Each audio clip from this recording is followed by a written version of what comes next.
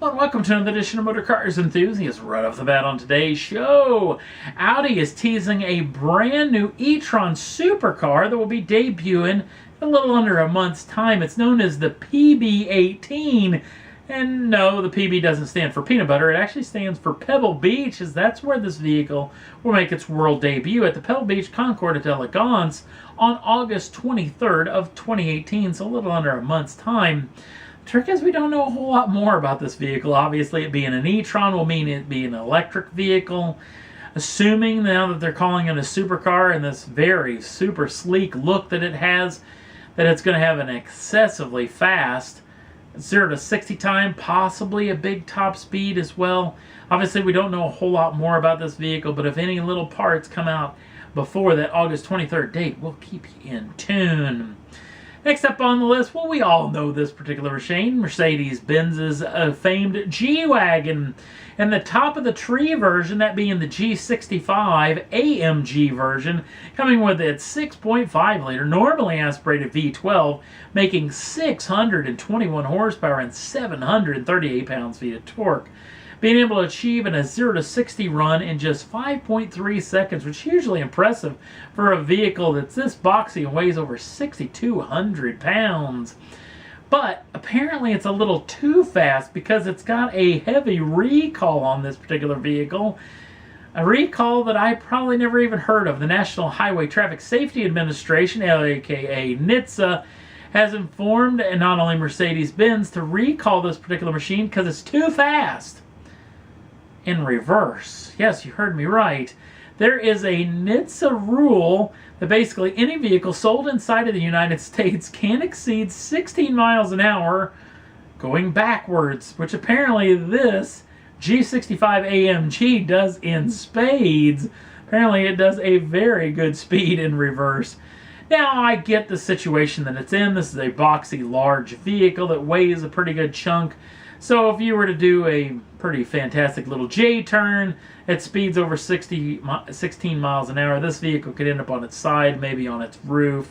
So it kind of makes sense. This is a real simple little deal. The other little interesting thing is there's only 20 of these in the United States, so not very many people are getting letters about their G65 AMG vehicles. Yeah, it's just a little computer setup. They just basically need to go in and drop down the speed limiter in reverse. Very simple. It won't take very long. If you own one of these G-Wagons, AMG style, just head on down to your Mercedes dealership. They'll get you fixed right quick.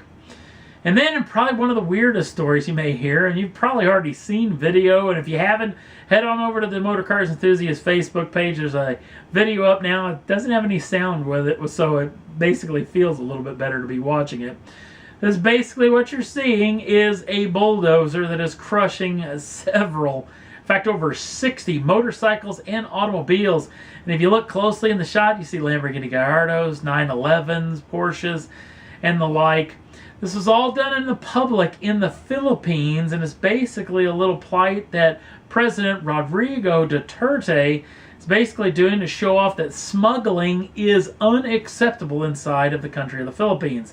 Now, if you know anything about President Duterte, he basically doesn't take crap off of anybody. In fact, he's been trying to clean up the drug trade inside of the country, informing not only the military, but the police, but even basic citizens that if you find anyone involved in the drug trade, you can murder them on sight. In fact, President Duterte has claimed that he's killed over 3 people himself.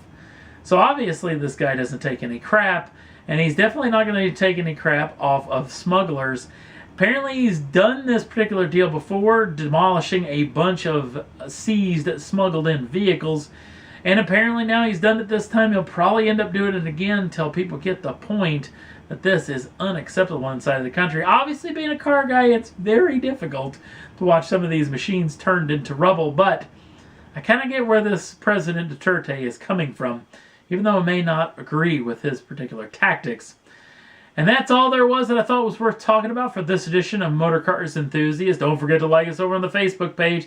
Obviously, you can check out that vehicle, those demolished, all those cool supercars going to dust. It's up on the Facebook page as we speak. The link's down in the show notes. Also, if you'd like to subscribe to the channel, you can do so at any time and get the first dibs on the brand new shows as soon as they come out. Thanks for watching. We'll see you again real soon.